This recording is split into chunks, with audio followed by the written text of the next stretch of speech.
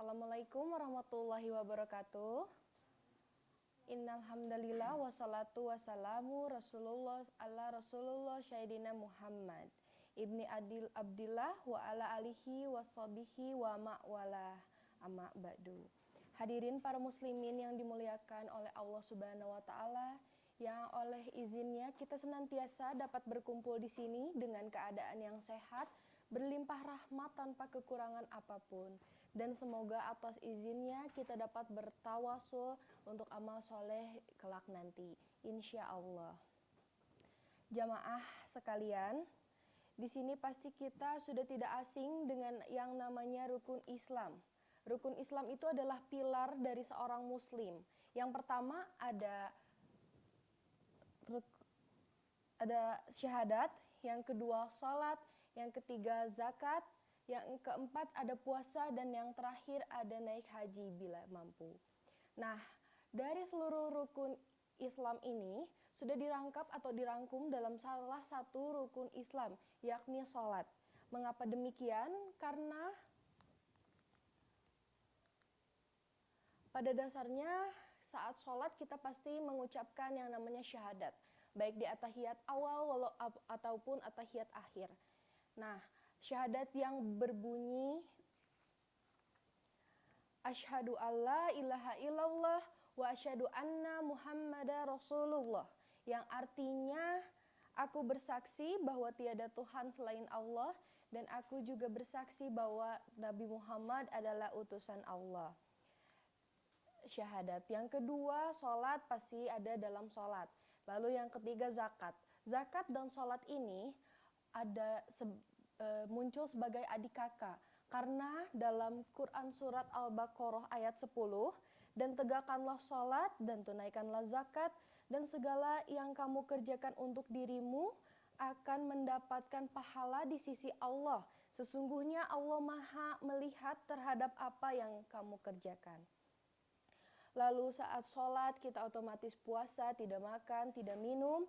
Dan apa kaitan naik haji dengan sholat?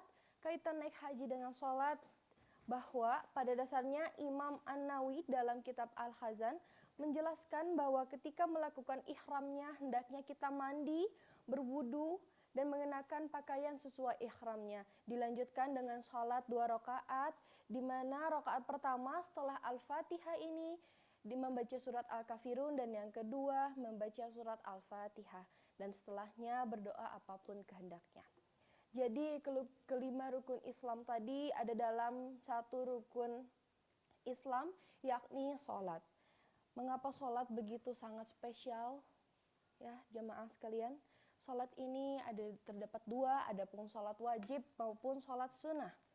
Sholat wajib sudah menjadi makanan kita sehari-hari sebagai kaum muslim, yakni ada 5 sholat. Yang pertama ada subuh, zuhur, asar, maupun maghrib dan isya. Selain di samping itu ada pun sholat sunnah, sholat yang dianjurkan oleh Nabi Muhammad SAW. Mungkin Al-Quran tidak pernah spesifik menjelaskan mengapa sholat sunnah itu penting, tapi dalam ayat-ayatnya Al-Quran selalu mendorong kita untuk melaksanakan sholat sunnah. Sebagai contoh surat Al-Isra ayat 78, Allah pernah berfirman, dirikanlah sholat pada saat matahari tergelincir sampai kegelapan malam, dan dirikanlah pula bacaan subuh.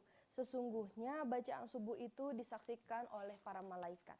Jadi sholat sunnah itu sebegitu istimewanya, karena sholat sunnah itu di luar sholat wajib, dan sholat sunnah itu disaksikan oleh para malaikat yang langsung turun ke bumi untuk menyaksikan hamba-hambanya sedang melaksanakan sholat.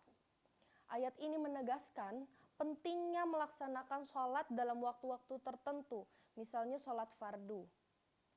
Al-Quran pun mendorong kita agar selalu berbuat baik, dan sholat sunnah bisa dijadikan salah satu perbuatan baik yang dianjurkan oleh Rasulullah SAW. Sholat sunnah pun ada 2, yakni sholat sunnah muakkadah dan sholat sunnah ghairu muakkadah. Sholat sunnah muakkadah adalah sholat yang dilakukan dan yang sering dilakukan oleh Rasulullah Shallallahu Alaihi Wasallam, yaitu sholat rawatib ataupun sholat setelah dan sebelum sholat fardu, sholat duha, ada sholat witir dan 2 rakaat sebelum sholat subuh. Adapun sholat sunnah gairu muakkadah. Sholat sunnah gairu muakkadah, sholat yang tidak dilakukan sesering itu oleh Rasulullah Shallallahu Alaihi Wasallam. Misalnya sholat tahajud, sholat istikharah, sholat duha yang tidak rutin, dan banyak lagi. Sholat sunnah rawatib itu sholat sunnah yang terkait dengan sholat fardu. Contohnya 2 rakaat sebelum sholat subuh, 4 rakaat sebelum sholat zuhur, 2 rakaat setelah sholat zuhur, maghrib maupun isya. Adapun sholat duha, sholat ketika matahari sudah terbit sebelum sholat zuhur, yakni bisa terdiri dari 2 sampai 8 rakaat.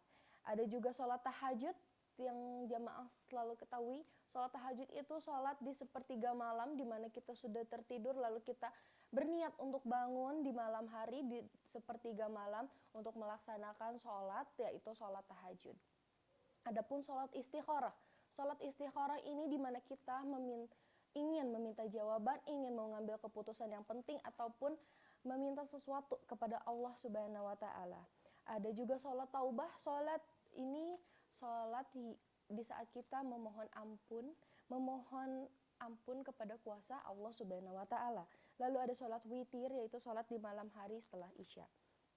Sholat duha identik dengan sedekah. Rasulullah Shallallahu Alaihi Wasallam pernah bersabda, dalam tubuh manusia ada 360 sendi. Untuk setiap sendi dari mereka hendaklah engkau memberikan sedekah. Lalu ada lagi sholat tahajud dari Abu Hurairah. Rasulullah SAW pernah bersabda, setiap malam saat sepertiga malam terakhir telah berlalu, Allah Subhanahu wa taala akan turun ke langit bumi. Beliau berfirman, siapa yang memanggilku maka aku akan memperkenankan doanya. Siapa yang meminta kepadaku maka aku akan memberinya, dan siapa yang meminta mohon ampun kepadaku aku akan mengampuninya. Hadis riwayat Bukhari Muslim. Adapun sholat witir, Rasulullah pun pernah bersabda, sholat witir adalah hak Allah yang wajib atas kalian, maka sholatlah witir. Wahai orang-orang Quraisy, witir itu adalah sholat yang ditinggalkan oleh orang-orang yang munafik.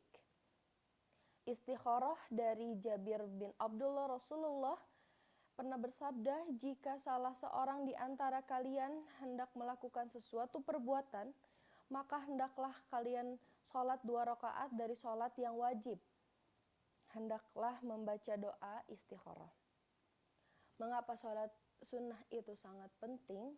Karena sholat sunnah ini mendekatkan kita kepada Allah Subhanahu wa taala, memberikan pahala tambahan,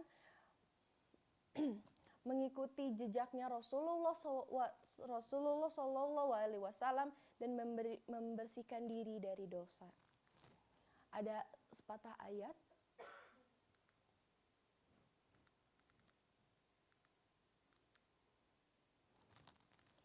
wasta'inu bisabri wassalah wa innahi lakabiratun illa khasyiin, yang artinya jadikan sabar dan sholatmu sebagai penolongmu, dan sesungguhnya yang demikian